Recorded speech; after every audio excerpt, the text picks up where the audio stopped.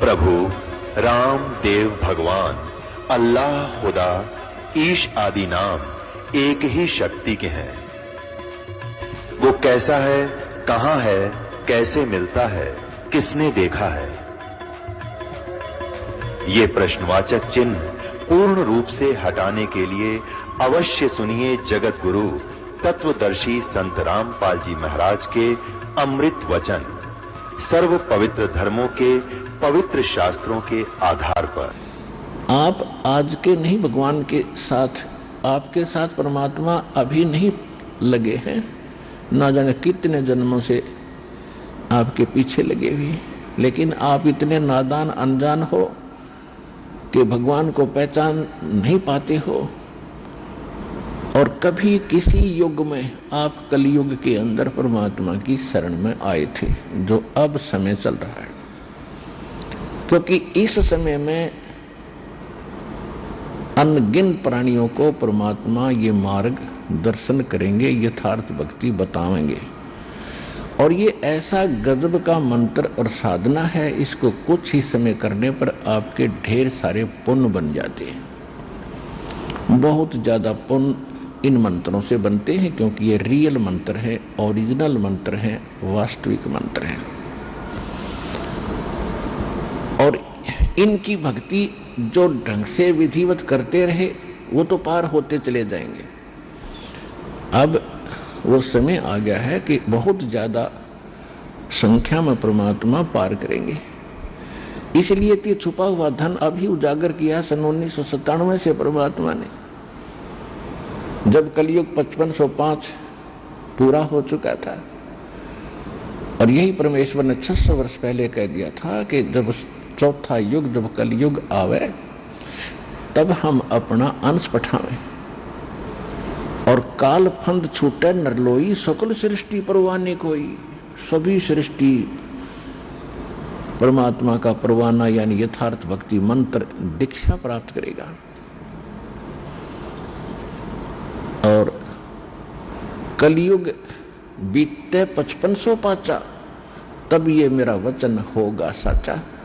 जो 600 वर्ष पहले भगवान बोल रहे थे धर्मदास जी को, उससे मैं कह रहे थे, धर्मदास जो आज मैं बोल रहा हूं आप लिख रहे हो, सवसम वेद में एक अंग है, कबीर सागर का एक अध्याय है, चैप्टर है, आप इसमें लिख रहे हो और मैं आज बोल रहा हूं। जब तक वो समय नहीं आएगा जो मैंने आज बोल दिया 5505 कलयुग बीतेगा, तब तक तो ये मेरा सवसम वेद में लिखा हुआ ये बोला हुआ वचन ऐसा व्यर्थ सा दिखाई देगा। क्योंकि परमात्मा के जाने के बाद ये नकली कबीरपंथी ना जाने कितने पनप गए, और इनको कह का पता नहीं भगवान के बारे में।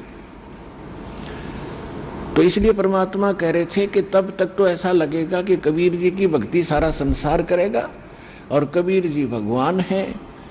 कहते ये तब तक तो मेरी बात निराधार नजर आएगी जब 1997 यानी 5505 कलयुग नहीं बीतेगा। कलयुग बीते 5505, तब मेरे वचन होगा सच्चा। और कलयुग बीत जावे जब एता, ओए होए, और सकल सृष्टि सभी जीव परम पुरुष पद चेता, सभी प्राणी परमात्मा के उस परम पद के ज्ञाता होंगे, उनको ज्ञान हो जाएगा। कौन से परम पद की? गीता अध्याय नंबर 18 के श्लोक नंबर 62 में गीता ज्ञानदाता कहता है कि अर्जुन तू सर्वभाव से उस परमेश्वर की शरण में जा, उसकी कृपा से ही तू परम शांति को और सनातन शाश्वत स्थानम यानी उस अविनाशी स्थान को, सदा रहने वाले स्थान को प्राप्त होगा उसकी कृपा से। 15वें अध्याय के 4थे श्लोक में कहा है कि तत्वदर्शी संत की प्राप्ति के उपरांत परमेश्वर के उस परम पद की खोज करनी चाहिए, जहां जाने के बाद साधक फिर लौटकर संसार में कभी नहीं आते। और जिस परमेश्वर से संसार रूपी वृक्ष की प्रवृत्ति विस्तार को प्राप्त हुई है, अर्थात जिस परमेश्वर ने सब ब्रह्मांडों की रचना की है, और गीता ज्ञानदाता कहता है कि मैं उसी की शरण में हूं, इस भाव से उसी परमात्मा की भक्ति करो और मेरी साधना भी छोड़ दो। क्योंकि गीता अध्याय नंबर 2 के श्लोक नंबर 12 में, गीता अध्याय नंबर 4 के श्लोक नंबर 5 और 9 में, गीता अध्याय नंबर 10 के श्लोक नंबर 2 में गीता ज्ञानदाता स्वयं कहता है कि अर्जुन तेरे और मेरे बहुत जन्म हो लिए, तू नहीं जानता मैं जानता। इसी से है कि गीता ज्ञानदाता कौन है? ये ब्रह्म है। इसको काल कहा संतों ने। ये 21 ब्रह्मांड का मालिक है जिसके लोक में हम रह रहे हैं। और इसके 3 पुत्र हैं, श्री ब्रह्मा, श्री विष्णु, श्री शिव जी, और दुर्गा इसकी पत्नी है। ये खुद कह रहा है कि मेरे और तेरे बहुत जन्म हो लिए, तू नहीं जानता मैं जानता हूं। तो गीता ज्ञानदाता ब्रह्म है। 8वें अध्याय के 13वें श्लोक में श्रीमद् भगवद गीता में ये कहता है कि ओम इति एकाक्षरम ब्रह्म व्यवहारण माम अनुस्मरण ये परियाति तजन देहम सयाति परमाम गतिम। मुझ ब्रह्म का केवल एक ओम मंत्र है, नथिंग एल्स, कुछ नहीं और इसका उच्चारण करता हुआ अंतिम सांस तक इसका जाप करता हुआ शरीर त्याग कर जाता है तो ओम से मिलने वाली परम गति प्राप्त हो जाती है। ओम से मिलने वाली अंतिम उपलब्धि क्या है कि ब्रह्मलोक प्राप्त होता है, क्योंकि ये ब्रह्म का मंत्र है। श्री देवी भागवत दुर्गा पुराण में 7वें सगंध में और सचित्र मोटा टाइप केवल हिंदी और गीता प्रेस गोरखपुर से प्रकाशित के पृष्ठ 562 और 63 पर दुर्गा जी हिमालय को उपदेश दे रही है और ब्रह्म की जानकारी बताते हुए कह रही है कि राजन, ब्रह्म की पूजा करो और सब पूजा छोड़ दो। उसका ओम नाम है, इसके जाप से तुम उसको पा जाओगे और वो ब्रह्मलोक में ऊपर आकाश में दिव्य आकाश रूपी ब्रह्मलोक में रहता है। इससे ये सिद्ध हो गया कि ओम नाम ब्रह्म का है। ब्रह्म की साधना से ब्रह्मलोक प्राप्ति होती है। गीता अध्याय नंबर 8 के श्लोक 16 में स्पष्ट किया है कि ब्रह्मलोक में गए हुए प्राणी भी फिर पुनर्जन्म में आते हैं। अर्थात ब्रह्मलोक भी वो स्थान नहीं है जहां जाने के बाद फिर लौटकर साधक कभी संसार में नहीं आते। तो वो परम पद गीता अध्याय नंबर 15 के श्लोक नंबर 4 में स्पष्ट किया है कि तत्वदर्शी संत की प्राप्ति के उपरांत उस तत्व ज्ञान रूपी शस्त्र से इस अज्ञान रूपी गुत्थी को काट के उसके पश्चात परमेश्वर के उस परम पद की खोज करनी चाहिए, जहां जाने के बाद साधक फिर कभी लौटकर संसार में नहीं आते। और वो परमात्मा वो है जिसने सब ब्रह्मांडों की रचना की है, सबका जनक है, सबका उत्पत्ति करता है। केवल उसकी भक्ति करो। अपनी भक्ति को भी वहां नकारा कर रहा है गीता ज्ञानदाता। तो इस प्रकार इससे सिद्ध हुआ कि परमेश्वर ने जब 600 वर्ष पहले कहा था कि कलयुग बीते 5500 पाचा, तब ये मेरा वचन होगा साचा। कलयुग बीत जावे जब एता और सकल प्राणी सभी जीव परम पुरुष पद चेता। आज तक मैंने पता ही नहीं था कौन सतलोक है, कौन भगवान है। हम तो स्वर्ग और बस मृत्यु, स्वर्ग गए, स्वर्गवासी हो गए, स्वर्गवास हो गया। चाहे कितना खोटे कर्मी आदमी मर जाता नहीं होगा, स्वर्गवास हो गया उसका। ये स्वर्ग भी इतना सस्ता नहीं था जितना हमने मान रखा था। पर यह स्वर्ग भी अच्छी चीज नहीं है, ये तो बिल्कुल घटिया स्थान है। हमारी पूंजी का नाश करने का एक सुनियोजित षड्यंत्र काल का रचा हुआ है। इसको तो हमने झांकना भी नहीं है, इधर देखना भी नहीं है, सपने में भी नहीं सोचना है, जिसको यू ज्ञान हो जाएगा। और फिर कहते हैं जहां आशा तहां बासा हुई। इस ज्ञान के आधार से, पहले वाले ज्ञान के आधार से हमारा टारगेट सिर्फ स्वर्ग प्राप्ति का था। तो जैसे थोड़े बहुत पुण्य होते थे, जहां आशा तहां बासा हुई, हम वहां पहुंच जाते थे। वहां की व्यवस्था है कि पुण्य समाप्त हुए, फिर जैसे यहाँ पृथ्वी से उठाकर फेंक देते हैं, मृत्यु हो जाती है। वहां देवताओं की मृत्यु होती है। वो शरीर छोड़कर वो आत्मा किसी और गधे कुत्ते की प्राणियों में चले जाते हैं। तो जब हमें ज्ञान होगा तो हम सतलोक में ही आशा बनाएंगे और सत भक्ति करेंगे आजीवन, तो अपने आप वहाँ ऑटोमेटिकली चले जाएंगे। जहाँ आशा तहाँ बासा हुई, और मन कर्म वचन सुमरियो सोई। तो इस ज्ञान के आधार से, इस ज्ञान को आपको इसलिए दिया जाता है कि आपका हृदय यहां से हटे। ये नकली है बिल्कुल, और बिल्कुल धोखा है। 1 सेकंड का भरोसा नहीं जीव का, कब मृत्यु हो जाए।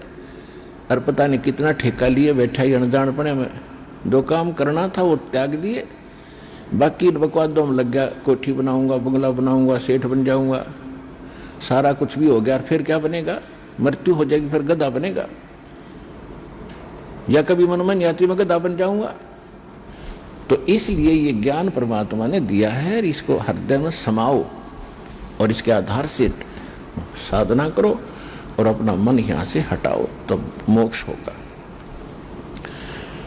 अब जो प्रसंग चल रहा है, परमात्मा हमारे साथ असंख्य जन्मों से लगे हुए हैं, और जितने भी विश्व के प्राणी हैं, पहले हुए हैं, आगे मनुष्य जीवन प्राप्त करेंगे या अन्य जीव हैं, और चाहे ब्रह्मा विष्णु महेश दुर्गा और निरंजन हैं या कोई भी देवी देव हैं, ये सभी परमात्मा के बच्चे हैं। अब जैसे अपने ही समाज से कोई आईएएस बन गया है, कोई आईपीएस बन गया है, कोई जज बन गया है, कोई डॉक्टर इंजीनियर बन गया, बच्चे तो आपके ही हैं। हाँ ठीक है, उनकी व्यवस्था, उनका रहन सहन, उनकी ड्यूटी कुछ भिन्न है। कोई मंत्री बन गया, प्रधानमंत्री बन गया, बच्चे तो आप ही के समाज के ही हैं। इसी प्रकार वो परमात्मा के सभी बच्चे हैं, चाहे ब्रह्मा विष्णु महेश के पद प्राप्त है, लेकिन वो सभी मूल उद्देश्य को भूले हुए हैं। और मूल उद्देश्य को याद दिलाने के लिए स्वयं परमात्मा ही आते हैं, क्योंकि उसके अतिरिक्त इस भक्ति का और सृष्टि का किसी को ज्ञान नहीं। बाकी सब अटकलबाजी लगा कर भ्रमित हो रहे हैं और कर रहे हैं। तो उस शंका को और समस्या का समाधान करने के लिए या तो स्वयं परमात्मा आते हैं। वो 600 वर्ष पहले आए थे, और फिर उन्होंने ये भी कहा था कि 12वां पंथ जो गरीबदास जी का होगा, उसमें मैं खुद आऊंगा, स्वयं आऊंगा। और सभी जितने भी काल ने विभाजित कर दिए समाज को, भिन्न भिन्न पंथ बना के, भिन्न भिन्न समाज बना के, धर्म बना के, ऐसा ज्ञान दूंगा कि इस ज्ञान के आधार से ये अपने आप महसूस करेंगे कि हम भिन्न भिन्न नहीं हैं। तो उस समय ऐसे ज्ञान को समझकर वो स्वतः ही बगैर डटे, बगैर रोके, किसी की रुकावट नहीं मानेंगे, और मेरे द्वारा चलाए गए उस यथार्थ कबीर पंथ में वो आकर दीक्षित होंगे और पूरे विश्व का कल्याण होगा। जो इस मंत्रों को ले लेंगे।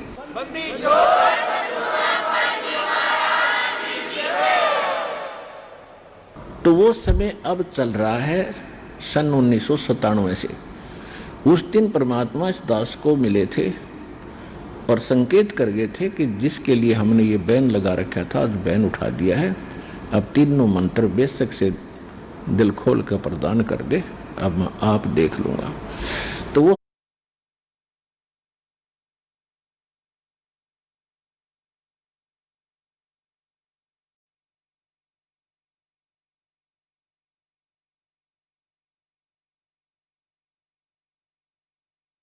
उस समय आएगा आपके समक्ष है। इन मंत्रों का ना कबीर पंथियों को ज्ञान, ना गरीबदास पंथियों को ज्ञान, और ना ही मूल मंत्रों का जो हमारे वेदों और गीता क्या बताती है उस पर सच साधना का, ना हमारे हिंदू धर्म के गुरुओं को ज्ञान। तो इस दास पर दया हुई है कि सभी मानवों को एक ही साधना करनी पड़ेगी मोक्ष प्राप्ति के लिए। ठीक है, अन्य जितनी भी धार्मिक बुक्स हैं वो हैं परमात्मा से संबंधित, लेकिन उनमें वो संपूर्ण यानी कंप्लीट स्पिरिचुअल नॉलेज और कंप्लीट मेथड ऑफ वर्शिप नहीं है। तो जब तक कंप्लीट नहीं मिलेगा तो अधूरा ही होता है। जैसे आप कहीं टेलीफोन मिलाते हो और एक नंबर कम हो जा, पता नहीं कहाँ मिलेगा, तो इनकम्प्लीट है वो। तो इसी प्रकार इनकम्प्लीट तो इनकम्प्लीट ही होता है, वो यूजलेस होता है। तो complete spiritual knowledge, complete method of worship यानी संपूर्ण दातम ज्ञान, संपूर्ण दातम भक्ति परमात्मा की वो सूक्ष्म वेद में थी और लिखी हुई थी, लेकिन ये समझ नहीं सके। तो अब इस दास को वो दृष्टि दी है भगवान ने कि उन मंत्रों को आज आपके पास रूबरू कर दिया और उसके प्रतिफल आज देख रहे हो कितना लाभ हो रहा है, कितने भक्तों के दुख दूर हो रहे हैं और मोक्ष भी गारंटीड होगा क्योंकि भगवान का दिया ज्ञान है।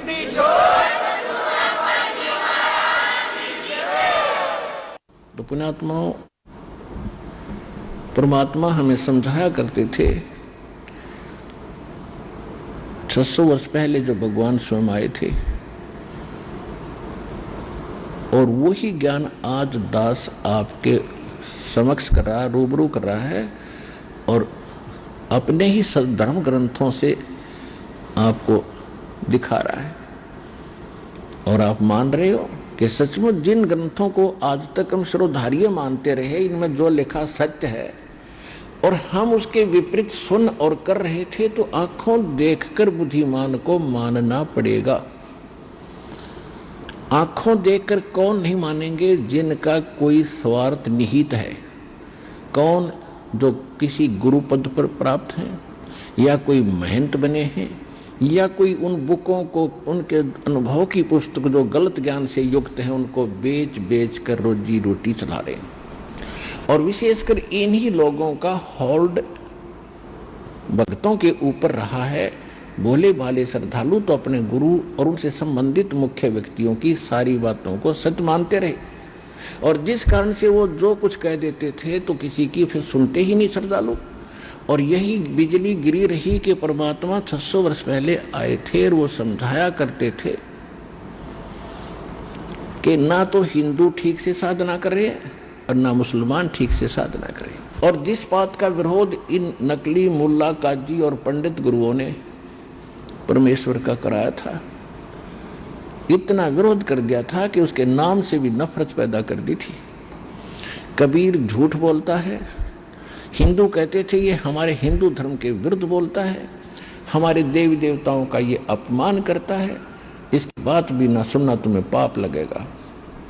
उधर से मुल्ला और काजी पीर कहते थे कि ये मुसलमान धर्म का अपमान करता है और ये अपने आप को श्रेष्ठ मानता है, अपने आप को अल्लाह बताता है।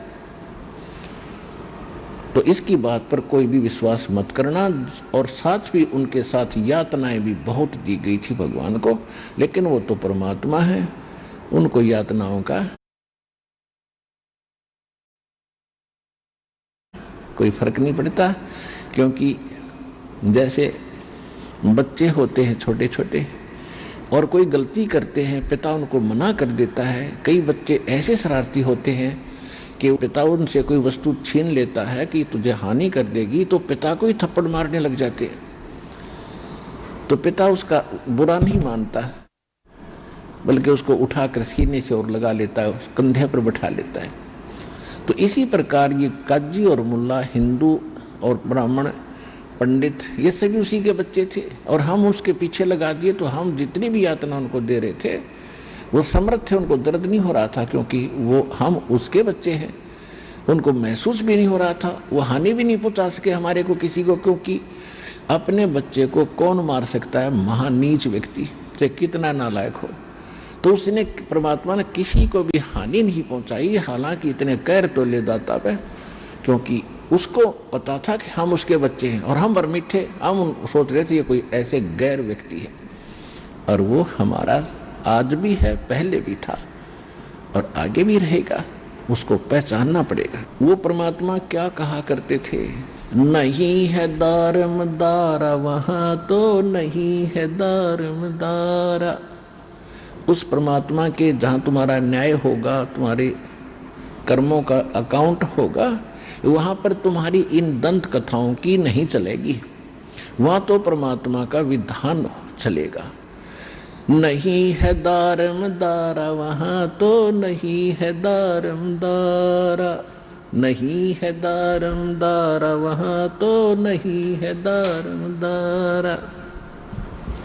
मुल्ला कुके बंक सुनावे, मुल्ला कुके बंक सुनावे, ना बैरा करतारा वहां तो नहीं है दारमदारा, नहीं है दारमदारा वहां तो नहीं है दारमदारा।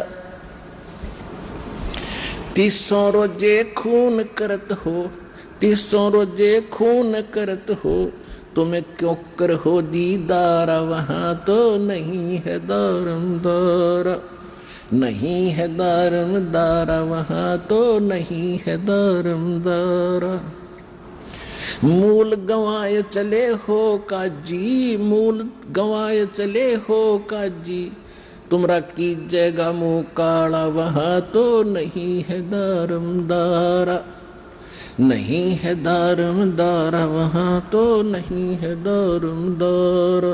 भवजल डूब गए हो भाई, भवजल बूढ़ गए हो भाई, यो भर लिया घोर अंगारा, वहां तो नहीं है दारमदारा, नहीं है दारमदारा, वहां तो नहीं है दारमदारा। और पंडितों को कहा करते थे, वेद पढ़े पर भेद न जाने, वेद पढ़े पर भेद न जाने, ये बातें पुराने 18, वहां तो नहीं है दारमदारा, नहीं है दारमदारा, वहां तो नहीं है दारमदारा। जड़ को अंदरा पत्ते खवावे, पत्थर की पूजा करेंगे, भूल गए सृजनहारा, वहां तो नहीं है दारमदारा, नहीं है दारमदारा, वहां तो नहीं है दारमदारा। उजड़ खेड़े बहुत बसाए, उजड़ खेड़े बहुत बसाए, फिर जोटा बकरा मारा, वहां तो नहीं है दारमदारा, नहीं है दारमदारा, वहां तो नहीं है दारमदारा। जाको तो तुम मुक्ति कहत हो, जाको तो तुम मुक्ति कहत हो, वो है कच्चे वारा, वहां तो नहीं है दारमदारा। कच्चे बारा का अर्थ होता था, पहले चौपड़ खेला करते थे और उसमें कच्चे बारा का कोई नंबर नहीं होता था, व्यर्थ बोल देते कच्चे बारा, यानी उससे कोई लाभ उस गेम में खेल में नहीं होता था। तो यहाँ परमात्मा उसी आधार से बता रहे हैं कि जाकू तो तुम मुक्ति कहत हो, जिसको तुम मुक्ति मान रे, वो है कच्चे बारा, वहां तो नहीं है दारमदारा, नहीं है दारमदारा, वहां तो नहीं है दारमदारा। मांस मछलियाँ खाते हैं पांडे, मांस मछलियाँ खाते पांडे, तुमरा किस विदर है अचारा, वहां तो नहीं है दारमदारा, नहीं है दारमदारा, वहां तो नहीं है दारमदारा। सौ जजमान नरक को चाले और डूबे सौ परिवार, वहां तो नहीं है दारमदारा, नहीं है दारमदारा, वहां तो नहीं है दारमदारा। छाती तोड़ हन जम किंकर, छाती तोड़ हन जम किंकर, वहां लग गए जम कालारा, वहां तो नहीं है दारमदारा, नहीं है दारमदारा, वहां तो नहीं है दारमदारा। दास गरीब कहे बेकाजी, वहां ना कोई वार न पारा, वहां तो नहीं है दारमदारा, नहीं है दारमदारा, वहां तो नहीं है दारमदारा।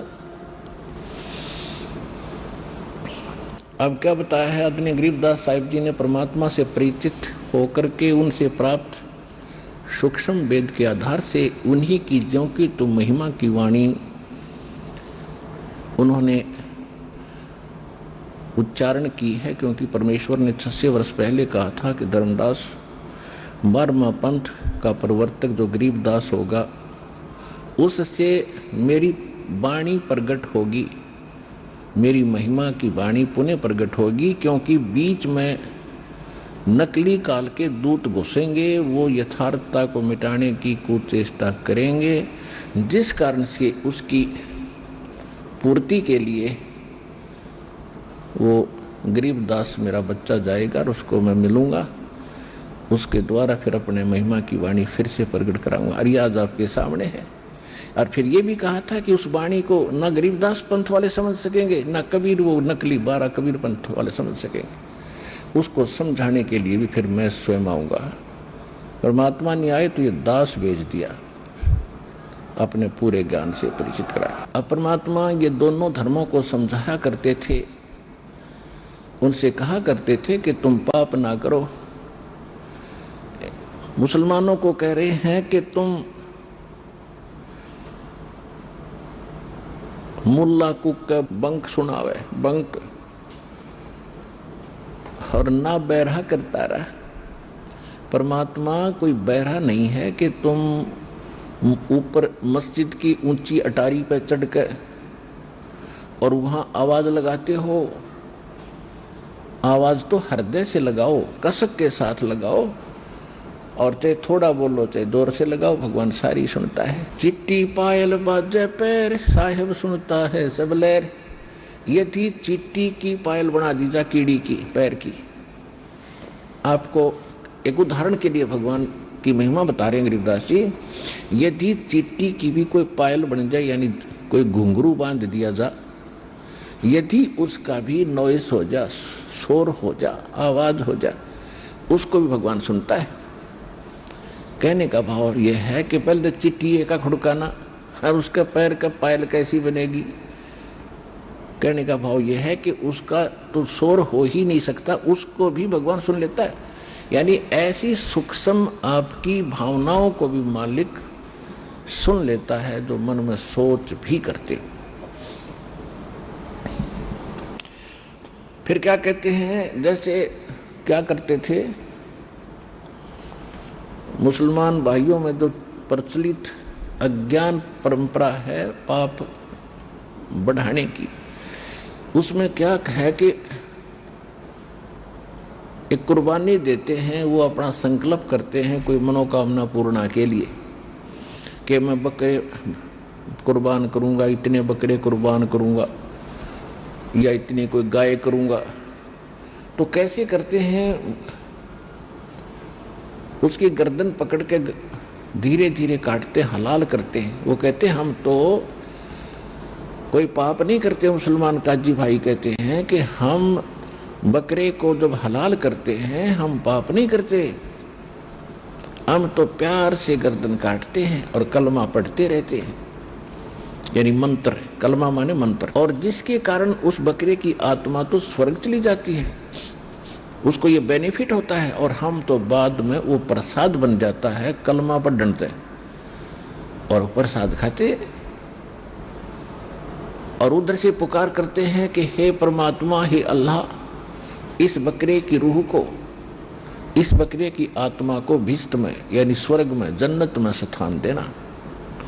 कबीर साहब कहा करते कि भगवान तुम्हारे बाप का नौकर है, तुम्हारी आज्ञा का पालन करेगा। हाँ, तुम कह दिया वही हो जाएगा।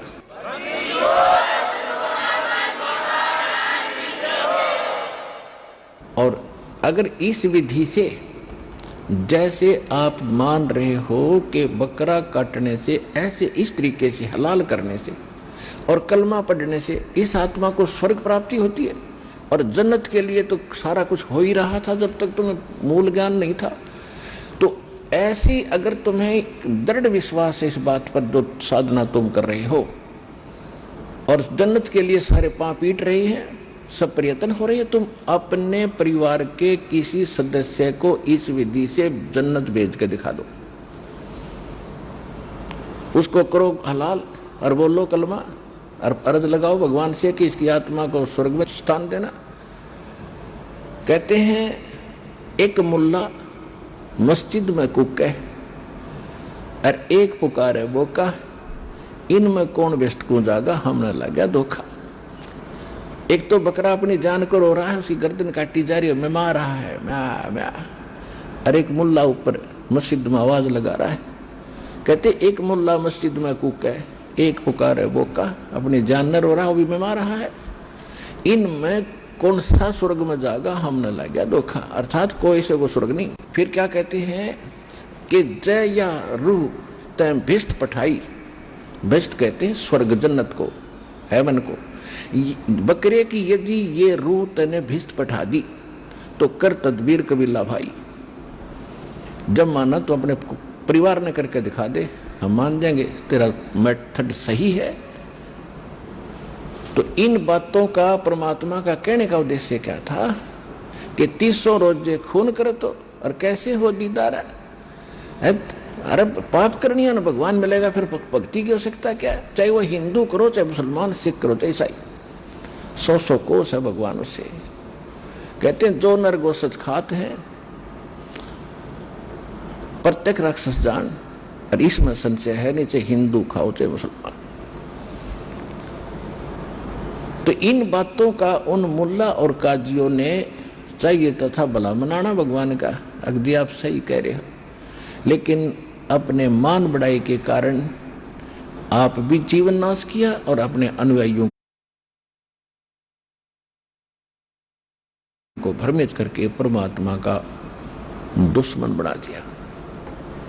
इसी प्रकार हिंदुओं को कह रहे थे भगवान कि वेद पढ़ो पर भेद ना जानो, और बातें प्राण उठा रहा, और पत्थर की पूजा कर रहे हो तो भूल गए सृजनहारा। फिर कहते मांस मछलियां खाते पांडे, ऊपर से तुम इतने शुद्ध रहते हो, किसी का हाथ भी नहीं लगने देते, पानी भी किसी का नहीं पीते, दूसरी जाति वालों का कपड़ा भी नहीं छूते, और मांस मछलियां खाते पांडे, तुम कैसे विद रहे आचारा। तुम्हारे जो आचार विचार हैं, जो तुम शुद्धता रख रहे हो, ये खा करी, जब मांस खा लिया तुमने, मछली खा ली। एक बार ये दास कुछ भक्तों को, 5-7 भक्तों के साथ वो स्थान देखने गया था जहां पर हमने पढ़ा था, और कि परमेश्वर कबीर जी ने जगन्नाथ के मंदिर को समुद्र में बहने से बचाया था। यानी समुद्र, जगन्नाथ जी का मंदिर बन जाता था और समुद्र में तूफान आता था, उसको ढा देता था। ऐसे 4-5 बार 6 बार हुआ था।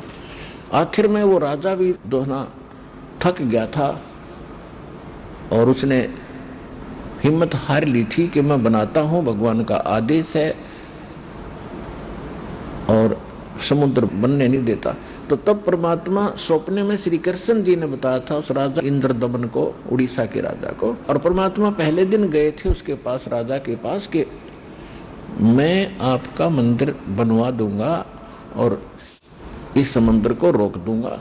एक वृद्ध से रूप में गए थे, लेकिन जब इंद्रदमन पर का विश्वास नहीं हो रहा था, तो सपने में श्री कृष्ण दिखे और कहा कि जो महात्मा आए थे ना तेरे पास, ये परम शक्ति युक्त है, मैंने ध्यान लगा कर देख लिया और उनसे अर्जी लगा। तो ऐसा किया गया था कि परमात्मा ने कहा था कि जिधर से समुद्र उठकर आता है वहां मेरा एक चौरा बना दो, चबूतरा, एक पत्थर तराश के ऊपर से और एक बना दिया गया। वहां परमात्मा बैठ के उतार हो गया मंदिर, और परमात्मा वहां बैठ गए थे उस स्थान पर, और समुद्र ने तो आना ही था, ऊपर उठ गया 40 फुट ऊपर, और परमेश्वर ने ऐसे वहां कर दिया बैठे बैठे ने। वो ऐसा रुक गया था समुद्र जैसे पहाड़ खड़ा हो, वहां का वहां जाम हो गया था। तो जल का देवता, समुद्र का देवता आया, उसने कहा जी मुझे जाने दो आगे। परमेश्वर ने कहा कि क्या करेगा आगे जाके, कि मंदिर को तोड़ूंगा, कि ये मंदिर आम मंदिरों जैसा नहीं है, इसमें कोई पाखंड पूजा नहीं होगी, इसमें कुछ भी मूर्ति आदि नहीं रखी जाएंगी, इसमें केवल भक्ति मार्ग होगा, और इसको मत तोड़ो। और यही श्री कृष्ण जी ने आदेश दिया था स्वप्न में कि उसमें ना कोई मूर्ति रखी जा, ना मूर्ति की पूजा हो। तो ये तो बाद में मूर्तियां किसी के कहने से, एक नाथ आया था गोरखनाथ, भेष बदल कर उसने मजबूर कर दिया इंद्रदमन को, जब वो 3 मूर्ति बनवा कर रखी थी। ये कई बार सुनाएंगे कभी कथा, क्योंकि आज विषय दूसरा है। और उन मूर्तियों के भी हाथ दोनों नहीं बन पाए थे, कारीगर पच लिए थे। वो भी परमात्मा ने फिर जाकर रजा करी थी, इतनी भी बनवाई उनकी, क्योंकि राजा बहुत डर गया था। तो मूर्तियों की पूजा नहीं होती वहाँ पर, अलग से प्रसाद प्रसूद बना के बाँट बूट देते। पहले उसमें एक ब्राह्मण रहता था, कथा सुना करता था, को दर्शनार्थ आते थे। फिर वो समुद्र चला गया था, उसको और काफ़ी लंबी कहानी फिर बताएंगे। तो वो स्थान आज भी कबीर पंथियों के द्वारा सुरक्षित है कि जगन्नाथ के मंदिर को परमात्मा ने बचाया था। इस कंडीशन से बचाया था कि इसमें कोई छुआछात नहीं करेगा और कोई मूर्ति पूजा नहीं होगी। अपनी सामर्थ्य दिखाने के लिए और एक पिछला भी प्रोमिस था इस काल के साथ भगवान का। ये लंबी कहानियां हैं, आने वाले समय में पूरी कथा सुनाया करेंगे, क्योंकि अभी तक तो दास उस दलदल से उभरा है कि आपको रह रहकर प्रमाण दिखाता था, देखो Kabir is God, Kabir is God, ये लिखा है इस शास्त्र में लिखा। अब दास आपको एक ऐसी कथा सुनाया करेगा, आपकी आंखों से आंसू बहा करेंगे इतना, क्योंकि अभी तक तो मैं सुनाता ये कथा थर आपका जचड़िए नहीं थी कि कबीर जी ने ऐसा कर दिया। नहीं नहीं नहीं नहीं, नहीं। मन टिकने नहीं देता। तो पहले मन के मैल को साफ किया है, ये प्रमाण दे गए और फिर इतने दुख दूर कर दिए। भगवान जो क्या करता है, ये कबीर इज गॉड, इधर से देख लो चाहे उधर से, God is God, Kabir is God.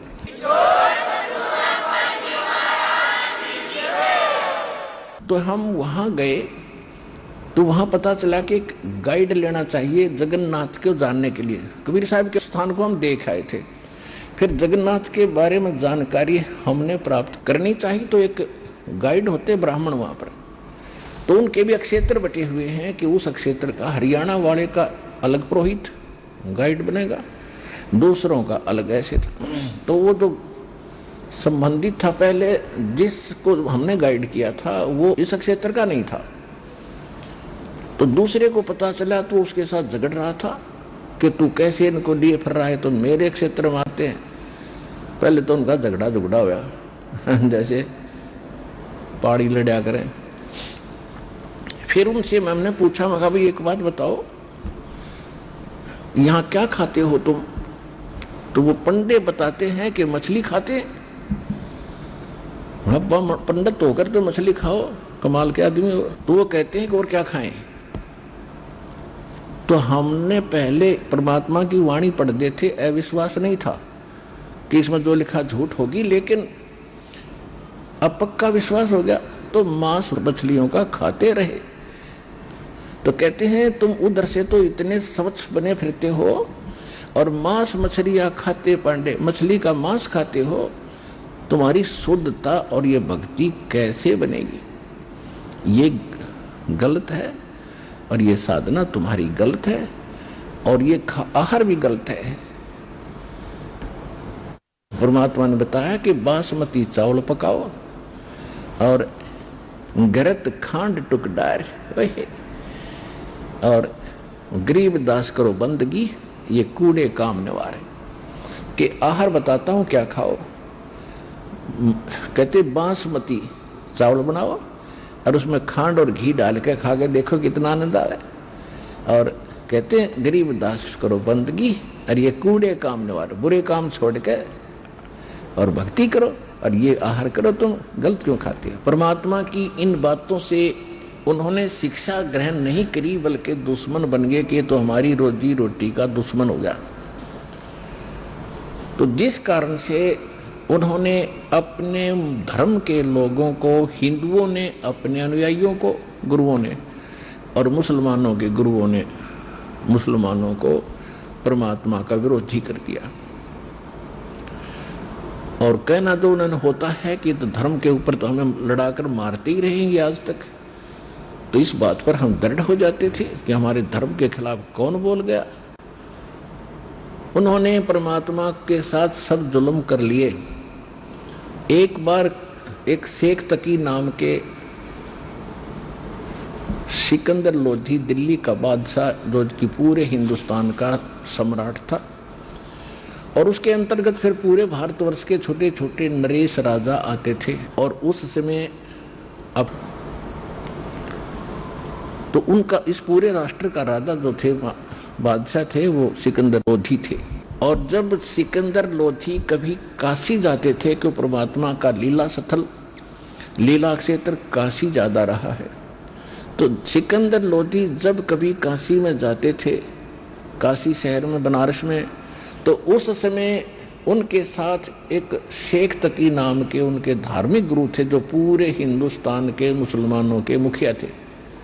और उसको साथ रखना सिकंदर लोधी राजा की मजबूरी थी, कि उसके हुक्म से सब कुछ हो रहा था। उस शेख तकी के नाम जो कह देता था मुसलमान, उसी के राजा से पहले उसके आदेश का पालन करते थे। इस कारण से वो उसको साथ रखता था, प्रसन्न रखता था, सारी सुविधाएं देता था। तो शेख तकी भी उनके साथ गया हुआ था बनारस में। उससे पहले परमात्मा के साथ बहुत कहर तोले, बड़े जुल्म किए। एक बार परमात्मा अपनी झोंपड़ी में, कबीर साहब जी दुल्हा कॉलोनी में अपनी झोंपड़ी में सोए हुए थे, रात्रि के समय विश्राम कर रहे थे। शेख तकी ने मस्टंडे गुंडे भेजे और तलवार के साथ उनकी टुकड़े टुकड़े करके आओ। 4-5 गुंडे लेकर खुद गया कि कहीं ये काट के ना हो, इतना ईर्षा करते। तो उन गुंडों ने तलवार मारी ने परमात्मा के 6-7 टुकड़े कर दिए, आर पार तलवार निकल गई। और तलवार ऐसे लगे जैसे रुई में लगती है, हार्ड महसूस नहीं हो रहे थे। उनके हिसाब से तो कट चुके थे। जब वो चलने लगे, परमात्मा खड़े हो गए और कहा, शेख तकी बैठ जाओ, जलपान करके जाना। अब उन गुंडों ने तो देखा कि भाई हमने तो इसको काट दिया था, 6 टुकड़े कर दिया, वो खड़ा हो गया। वह डर गए कहीं वो भूत बात ना हो। उनका तो चढ़ गया बुखार 103। और शेख तकी नीच था, उसने माननीय नहीं थी भगवान की, चला गया। तो इतना कुछ देख कर भी वो महिमा का भूखा व्यक्ति परमात्मा से ईर्षा रखता था, उसने नहीं मानी, ना मानने दी। ऐसे और बहुत से कहर भगवान के ऊपर तोले थे। जहाँ भी सत्संग कर रहे होते थे वहीं किसी बदमाश को भेज देते थे, परमात्मा को डले मारता था, कोई लठ मारता था। लेकिन वो तो हमारे लिए हमारे बाप हैं, हमारे पिता हैं, माता हैं, सभी गुणों से व्यक्त हैं, हमारे बंधु और साथी भी वही हैं।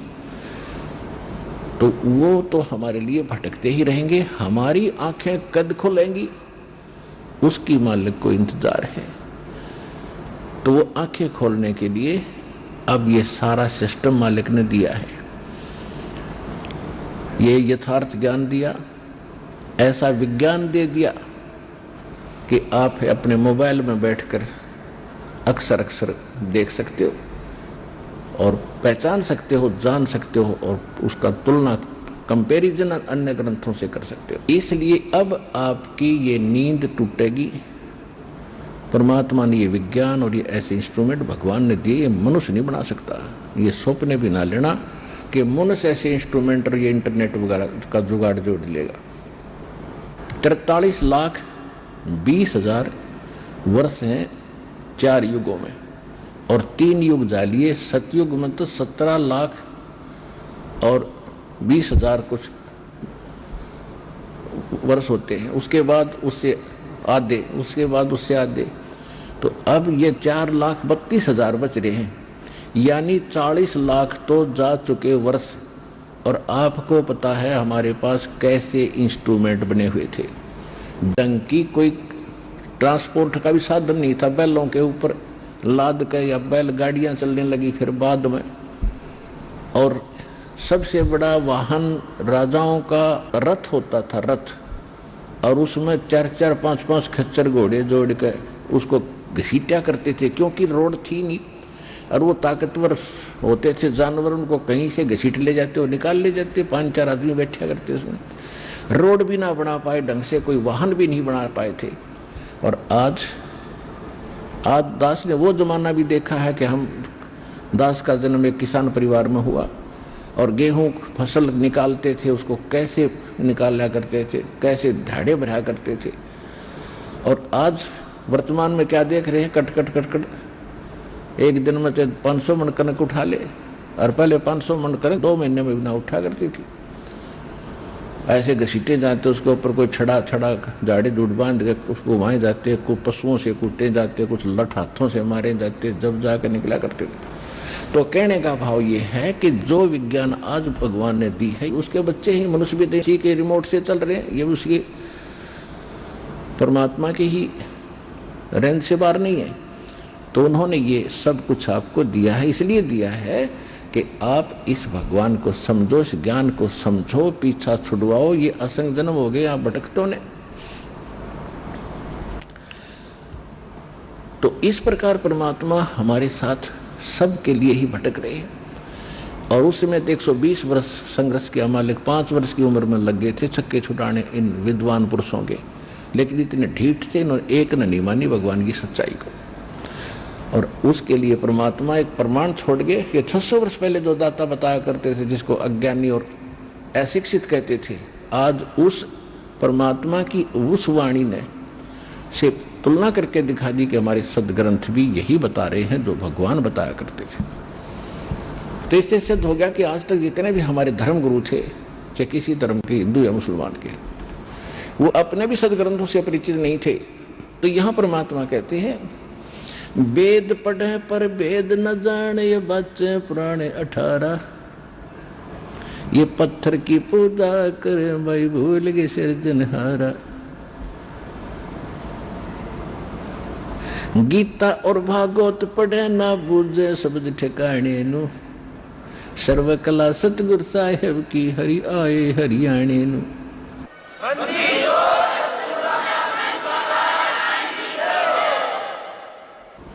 अब इस प्रकार परमात्मा बताया करते थे। काजी और मुल्ला बहुत दुखी हो गए और शेख तकी को बड़ी जलन हुई। भगवान को हर तरह से वो अपनी तरफ से ट्राई करके थक चुका कि ना ये मारे से मर रहा है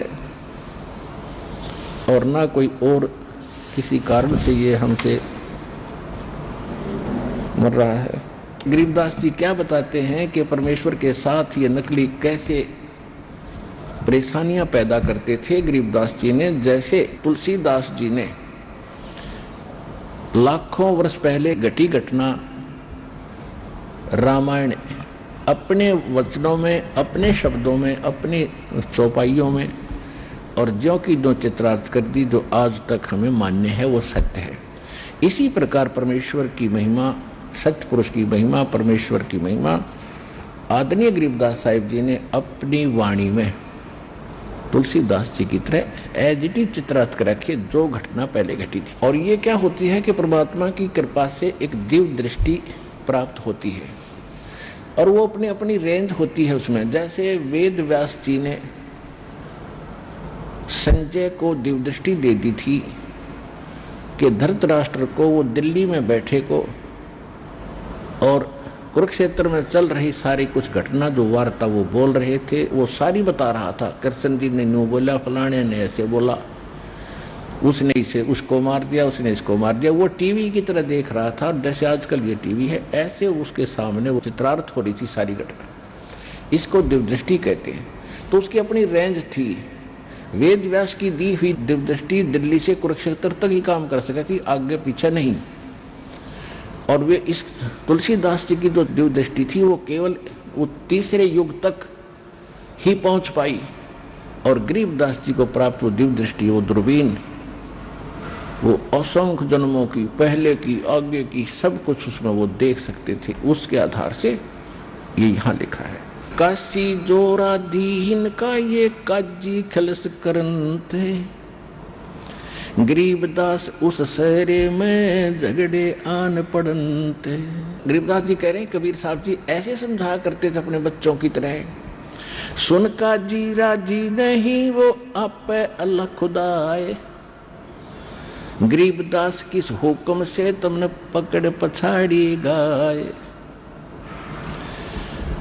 अब कहते हैं गरीबदास जी बता रहे हैं कि कबीर साहब उनसे कहा करते थे कि तुमने किसके आदेश से गाय मार दी, बकरा काट दिया जो तुम कुर्बानी दे रहे हो, ये आदेश बताओ कौन से ग्रंथ में, तुम्हारे कहाँ आदेश है, किस अल्लाह का आदेश है तुम्हारे को। तो पुण्यात्माओं, पवित्र बाइबल में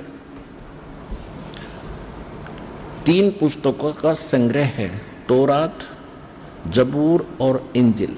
उन तीनों का समावेश है। तो प्रथम प्राप्त जो पुस्तक का विवरण है वो बाइबल में लिखा हुआ, पवित्र बाइबल में, और उसमें सृष्टि रचना की कुछ जानकारी है। उसमें ये लिखा है कि छठे दिन भगवान ने, उस परमात्मा ने जो सबका रचनहार है, उसने 6 दिन में सारी सृष्टि रची। और उस छठे दिन उसने क्या किया, छठे दिन उसने मनुष्यों की सृष्टि की और पशु पक्षियों की, सब जीव जंतुओं की रचना की, सृष्टि कर दी, उत्पन्न कर दी। ये भी कहा कि भगवान ने मनुष्य को अपने स्वरूप जैसा उत्पन्न किया। तो एक तो इससे ये सिद्ध हो गया कि परमात्मा साकार है, मनुष्य दृश्य है, नर आकार है। और दूसरा ये लिखा उसके अंदर कि किसी भी प्राणी को, मनुष्य या अन्य जंगली पशु पक्षी या किसी को मांस खाने का आदेश नहीं। आइए अब हम उन श्रद्धालुओं के अनुभव जानते हैं जो जगत गुरु तत्वदर्शी संत रामपाल जी महाराज जी से दीक्षा प्राप्त कर चुके हैं तथा उनके द्वारा बताए गए भक्ति मार्ग पर चल रहे हैं। सर नमस्कार। सर नमस्कार। क्या नाम है जी आपका? मेरा नाम शिव कुमार दास। शिव कुमार जी, कहाँ से आए आप? हम नेपाल से आए हैं। नेपाल में कहाँ से? नेपाल सिराहा जिला है हमारा, यहाँ डिस्ट्रिक्ट सिराहा है, धनगढ़ी माई नगर पालिका 6 है ना, जो कि गांव का नाम मथिया ही है ना। सर आपसे जानना चाहेंगे कि संत रामपाल जी महाराज जी से नाम दीक्षा लेने से पहले आप क्या भक्ति साधना करते थे? सर हम भक्ति साधना जो ही आर्य समाज करते थे, जो कि मेरा पूर्वज ब्रह्मा विष्णु महेश को मानते थे। घर में जो इष्ट देवता बनाकर रखे थे, जो कि काली बंदी घोड़े। आपने कहा आर्य समाज को मानते थे, लेकिन आर्य समाज जी तो ब्रह्मा विष्णु महेश को नहीं मानते। सर जी ऐसे है, जो पूर्वज करके आए थे है ना, उसी तरह हमें करना पड़ता था। जो कि घर में जो कि इष्ट देवता माना जाता है, जो कि काली बंदी गोरैया, उसको मानते थे, राजदेवी को मानते थे है ना। आप नेपाल में रहते हैं, संत रामपाल जी महाराज जी से कैसे जुड़ गए? सर संत रामपाल जी महाराज से हम ऐसे जुड़े, जो कि मेरा बच्चा का, सबसे पहले मेरा बच्चा जो है ना, बच्चा को भूत प्रेत का बाधा था, जो कि उन्होंने एक बार स्कूल में अचेत हो चुके थे, जो कि मृत्यु को रखिए ना कि मृत्यु को प्राप्त हो चुके थे। फिर उनको जो है से हॉस्पिटल में ले जाने के बाद डॉक्टर ने जवाब दे दिए थे। डॉक्टर जवाब दे देने के बाद उन्होंने एक बार संत रामपाल जी महाराज को शिष्य एक मिला, उन्होंने बोला कि अरे इसको कुछ नहीं हुआ है, ये तो जिंदा हो जाएगा।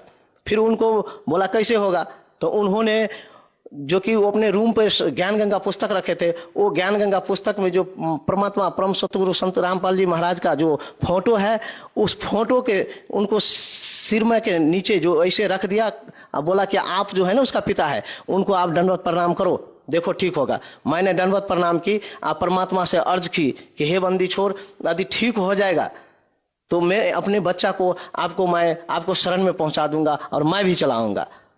ऐसे मैं बोलकर बोले, ठीक 2 मिनट में मेरे बच्चा उठकर खड़ा हो गई। जो कि वहाँ पे 12 मास्टर थे, 12-13 मास्टर थे और वहाँ का समाज बैठे हुए थे। देखा तो बोला अरे तो चमत्कार हुआ। उसके बाद उन्होंने बच्चों के दूसरे दिन के बाद जाकर के उनको नामदान दिलाए। लेकिन आपने कहा कि अगर आपका बच्चा ठीक हो गया तो आप भी संत रामपाल जी महाराज जी से जुड़ जाएंगे, लेकिन आप क्यों नहीं जुड़े? क्या आपको कोई विश्वास नहीं था? हाँ भगत जी, सर जी मुझे विश्वास इसलिए नहीं हो रहा था, जो कि इससे पहले जो कि कोई धामी गुनी आकर के ठीक कर देते थे, बोलते थे कि मैं ठीक कर दूंगा, मैं गारंटी लेता हूँ, ये करता हूँ वो करता हूँ, ऐसे बोल कर जाते थे। लेकिन 2 दिन 3 दिन के बाद वैसे ही होता था, इसीलिए मेरे को विश्वास नहीं हो रहा था। लेकिन चमत्कार तो हुआ था, इतना मेरे को विश्वास था कि ये चमत्कार तो हुआ, लेकिन ऐसा चमत्कार तो दूसरे धामी भी कर देते हैं है ना। इसलिए मुझे कुछ डाउट था मन में, जो कि उनको मैं टाइम दिए थे कि 6 महीने तक मेरे बच्चा ठीक रह जाएगा तो मैं आ जाऊंगा। लेकिन 2 महीने के बाद मैंने देखा तो 1 दिन का समय है, जो कि मैं आश्रम गए। आश्रम जाने के बाद वहां पर 81 बंदी छोड़ सतगुरु रामपाल जी महाराज की दया से मेरा ये माइंड 81 जो है ब्रेन जो है सो मेरा नाच गए। वहां पर जाने के बाद जो है मैं वहीं पर नामदान ले लिए। एक ही बार मेरे बच्चा बोला कि पिताजी आप भी नामदान ले लीजिए, मुझे अकेले दिल नहीं लगता है। जैसे आपने कहा था कि 6 महीने तक आपके अगर बेटे को कुछ नहीं होता है तो आप नाम ले लेंगे, क्या उस दिन के बाद आपके बेटे को कुछ नहीं हुआ? नहीं सर जी, मेरे बच्चा को कुछ नहीं हुआ, लेकिन हुआ दूसरे बच्चियां थी, मेरी बड़ी वाली बच्चियां थी, उनके साथ हुआ। बच्चियां मतलब? मेरे लड़की, बड़ी वाली लड़की, जो मेरे बड़ी वाली लड़की थी, उन लड़की को ऐसा ही हाल हुआ, जो कि SLC परीक्षा में मेरे भाई साहब लेकर जा रहा था। आमने सामने एक्सीडेंट हुआ। आमने सामने एक्सीडेंट होने के बाद जब मेरे बच्चियां गिरी, लड़की गिरी, तो वो दूसरे वाला मोटरसाइकिल था, उस मोटरसाइकिल को ले गार्ड में समीज जो फंस गए, जो कि पीछे पर पुलिस प्रशासन भी थे। लेकिन कुछ दूर जाकर के बच्चियां छूट गई, लड़की छूट गई मेरी। वो मोटरसाइकिल कहाँ गायब हुई दिखाई नहीं दी, भगत सर जी दिखाई नहीं दी। उनके बाद उनको फिर वही भूमिजा हॉस्पिटल में भरना किया। भरना करने के बाद 3 दिन के बाद उनको जो ऐसा हाल हुआ जो कि अब इसका बातें न मत छोड़िए। फिर भी मैं उन्हीं बंदी छोड़ सतगुरु रामपाल जी महाराज के शरण में ले जा करके ऐसे उनको फोटो के सामने जो कि खड़ा की 2 मिनट के बाद में उसके आंखों से गंगाधार फूट गए। भगत जी सर जी गंगाधार फूट गए। उनके बाद मेरे बच्चा ने, उन लड़की ने जो जंतर मंतर था गर्दन में उसको काट कर फेंक दिया। उसके बाद उसके सुबह में जा करके बोले कि पिताजी मुझे आश्रम ले चलिए। जब आश्रम ले गए सर जी, वहां जा करके मेरा बेटी अपना अच्छा से नामदान लिए। उसके बाद एकदम वो भी कंप्लीट रही। सर आपकी इन बातों पे कौन विश्वास करेगा? आपके कहने का मतलब है कि आपके बेटे की मृत्यु हो गई थी, डॉक्टर्स ने भी बोल दिया था कि अभी ये आपका बच्चा मृत्यु को प्राप्त हो चुका है, उसके बाद वो बच्चा जीवित हो जाता है, तो इन बातों पे कौन विश्वास करेगा कि मुर्दे तक को जिंदा कर देते हैं संत रामपाल जी महाराज जी? सर जी विश्वास करना वो अपना अंतरतः का दिल का बात है। विश्वास करे या न करे वो तो दूसरी बात होती है। लेकिन जो घटना मेरे साथ हुई है, जो कि वहां पर माउंट का प्रिंसिपल लगाए जो कि 12-13 मास्टर था, सारे वहां का जो कि समाज मेले लगे हुए थे, वो सभी ने चमत्कार देखा है। अब बोला जो कि ये चमत्कार तो वास्तव में कोई भगवान ही कर सकता है। सर आज आप नेपाल से भारत में आए हैं, एक ऐसे संत के ऊपर आपकी इतनी दृढ़ आस्था है जो जेल में है अभी, क्या कहना चाहेंगे इस बारे में? सर जी परमात्मा यानी कि भगवान जेल में हो, भगवान आकाश में हो, भगवान कहीं हो, भगवान हृदय में है। सच से यदि अपने हृदय से मान लीजिएगा जो कि भगवान है तो भगवान आपका साथ है। जो कि यहाँ पर मेरा लड़का भी आए हुए हैं जो कि 3-3.5 साल के बच्चे थे। उस समय जब हम नाम दान लिए थे सर जी, तो जब हम माला जापते थे, नित्य नियम करते थे, तो बच्चा ने मर्यादा को पालन शुरू किया था। लेकिन उस बच्चे को यहाँ पर जब तारीख पर आए तो रोहतक में आकर नाम दान लिया। अच्छा आपसे ये जानना चाहेंगे कि बहुत से लोग ये कहते हैं कि संत रामपाल जी महाराज जी से नाम दीक्षा लेने से पहले वो नशा करते थे और नाम दीक्षा लेने के बाद उन्होंने नशा छोड़ दिया, क्या आप भी कोई नशा करते थे? सर नशा का बात तो बीड़ी तंबाकू खैनी हम नहीं खाते थे, लेकिन बियर पीते थे। हम नेपाल में रहने के ऐसे बियर पीते थे। सर और कोई लाभ मिला संत रामपाल जी महाराज जी से नाम दीक्षा लेने के बाद? लाभ तो सबसे पहले मेरे बच्चा मिला। दूसरी बात जो है कि लाभ हमें ये मिला जो कि मेरा 100 वर्ष का पिताजी है ना, 100 वर्ष का पिताजी का जो कि शरीर अभी भी वैसा है जो कि जैसा होना चाहिए, जो कि अभी भी परमात्मा उनको शायद अब कितना आयु बढ़ा दिया है, अब वो तो परमात्मा ही जान। आपको क्या समस्या थी? उनको समस्या ये थी कि 100 वर्ष की थी, उसका आयु खत्म थे, लेकिन उन्होंने टहल बुल नहीं सकते थे। हमेशा ये घुटना दुखता रहता था, ये हर एक जोड़नी दुखता रहता था। लेकिन जिस दिन से परमात्मा बंदी छोड़ सतगुरु रामपाल जी महाराज की शरण में आए हैं, उनसे दीक्षा ली है, उस दिन से मालिक इतना शक्ति उनको दिए हैं जो कि वो घर में बात क्या करे, बिस्तर के बात क्या करे, वो बिना टॉयलेट और बाथरूम से नीचे की बात ही नहीं करते हैं और सारा खेत पथार घूम कर आते हैं। भगत समाज को क्या संदेश देना चाहेंगे सर? भगत समाज को मैं यही संदेश देना चाहूंगा कि इस वक्त वास्तव में परमात्मा कबीर साहब बंदी छोड़ सतगुरु रामपाल जी महाराज की चोला में आए हुए हैं, जो कि यही अवसर है जो कि बंदी छोड़ सतगुरु रामपाल जी महाराज की शरण में आकर के जो है से नाम दीक्षा ले और नाम दीक्षा लेकर अपना कल्याण करे। क्योंकि बार बार ये मनुष्य जन्म नहीं मिलता है, जो कि कहा गया है जो कि मानुष जन्म दुर्लभ है, मिले न बारंबार, तरवर से पत्ता टूट गए, बहु न लागे डार। इसलिए जो कोई लेट करेगा, देर करेगा, वो समझे कि वो अपने आप को हत्या कर रहा है। जी धन्यवाद सत साहेब।